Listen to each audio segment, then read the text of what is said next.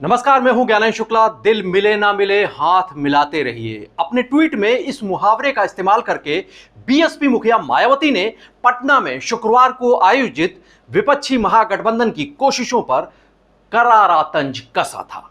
मायावती ने यह नसीहत भी दी थी कि अगले चुनाव की तैयारियों से पहले ये पार्टियां आम लोगों के बीच भरोसा बनाएं तो बेहतर होगा। इन्हें अपने गिरेबान में झांक कर नियत को थोड़ा पाक साफ कर लेना चाहिए। मुंह में राम, बगल में छुरी, आखिर कब तक चलेगी, यह मायावती ने ट्वीट किया था। वैसे विपक्षी एकता की कोशिशों को लेकर झलकी मायावती की तलखी अनायास नहीं है। इस बैठक के लिए जहां तमाम विपक्षी खेमों धड़ों से संपर्क साधा गया था, न्योता दिया गया था, वो बीएसपी पूरी तरह से अलग थलग नजर आई, जो अपने चुनावी प्रदर्शन में बेहद निम्नतम बिंदु छूने के बावजूद अभी भी यूपी की सियासत में असरदारी है, प्रभावी है।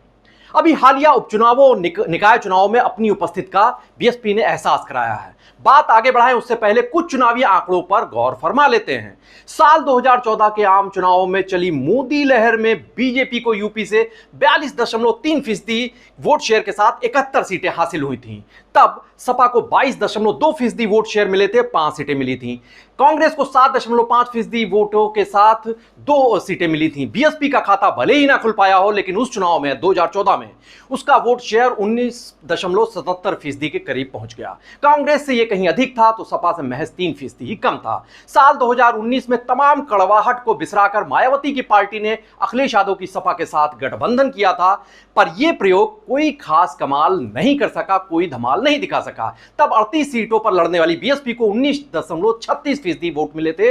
यह वोट शेयर था। आम चुनाव में उसके बाद उसको इस चुनाव में एक फायदा यह हुआ था, 10 सीटें मिली थी। हालांकि सपा का वोट शेयर 4% घट गया था, लेकिन 18% के करीब जा पहुंचा था। अखिलेश यादव की पार्टी ने बहुत सारी जद्दोजहद की, लेकिन 5 सीटों तक ही सिमट गई वो।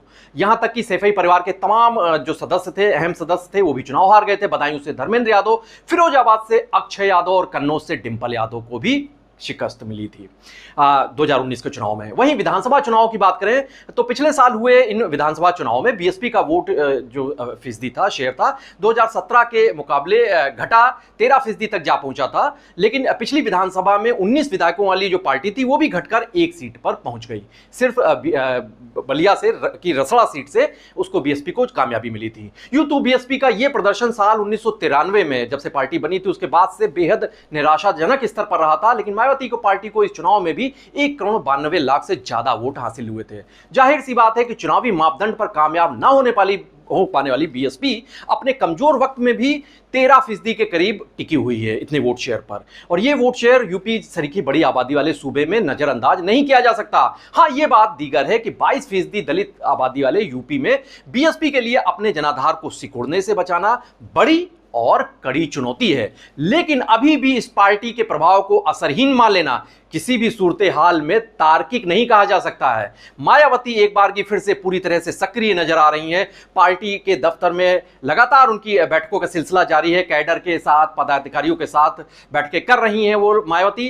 तमाम चुनावों में जो संभावनाएं हैं चुनावों को लेकर उसको भी टटोल रही हैं। कुछ वक्त पहले ही कांग्रेस के राष्ट्रीय सचिव एमए संपत और बीएसपी के तेलंगाना के प्रदेश अध्यक्ष आरएस प्रवीण कुमार की मुलाकात हुई थी। सूत्रों के माने अगर तो बीते दिनों में बीएसपी के एक कद्दावर लीडर ने दिल्ली में कांग्रेसी दिग्गजों के संग बैठक की थी। माना जा रहा है कि बीएसपी की ओर से यूपी की 80 लोकसभा सीटों में 40-40 यानी कांग्रेस 40 बीएसपी 40 ये फार्मूला एक सजेस्ट किया गया था, ये तैयार किया गया है। हालांकि अभी तक सपा या कांग्रेस की तरफ से किसी ने भी आधिकारिक तौर से इस पर खुलकर कोई बयान नहीं दिया। लेकिन जिस तरह से मायावती ने अमेरिका में राहुल गांधी के बयानों का खुलकर समर्थन किया था, कई मौकों पर कांग्रेस पर सीधे प्रहार करने से परहेज किया था, सीधे बीजेपी को उन्होंने निशाने पर लिया, उसने सियासी अटकलों को हवा जरूर दे दी है कि कांग्रेस और बीएसपी के बीच कुछ पक रहा है। सियासी जानकार कहते हैं, मानते हैं कि पटना में जिन 17 विपक्षी दलों ने हिस्सेदारी की थी उनमें से सपा और कांग्रेस के अलावा बाकी किसी भी दल का यूपी में कोई वजूद नहीं है, असर नहीं है। 2019 के गठजोड़ के टूटने के बाद सपा और बीएसपी एक दूसरे पर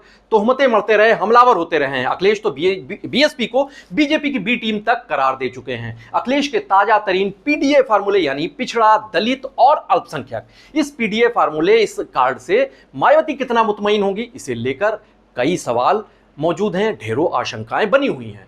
गौरतलब है कि पटना की बैठक के बाद से अखिलेश यादव विपक्षी महागठबंधन के बड़े चेहरे के तौर पर उभरे हैं, पर यही अखिलेश यादव की अगुवाई वाले किसी भी मोर्चे को बीएसपी मुखिया मायावती कितना और किस हद तक स्वीकार कर सकेंगी, ये अभी तय नहीं है, साफ नहीं है। चूंकि बीएसपी सुप्रीमो अपने पत्ते एन वक्त पर खोलने के लिए जानी जाती रही हैं, ऐसे में मायावती के अगले रुख को लेकर उन सबकी उत्सुकता बनी हुई है। लेकिन यह तय है कि सर्वाधिक लोकसभा सीटों वाले सूबे के नजरिए से विपक्षी महाएकता के किसी भी मंच पर बीएसपी की, मायावती की पार्टी की गैर मौजूदगी बीजेपी से मुकाबले की धार को कुंधी करेगी।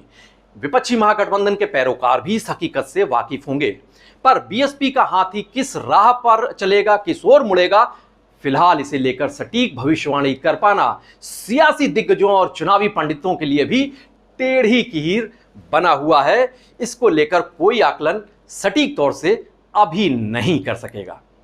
उत्तर प्रदेश की तमाम बड़ी और अहम खबरों के लिए आप बने रहिए पीटीसी न्यूज उत्तर प्रदेश के साथ। नमस्कार।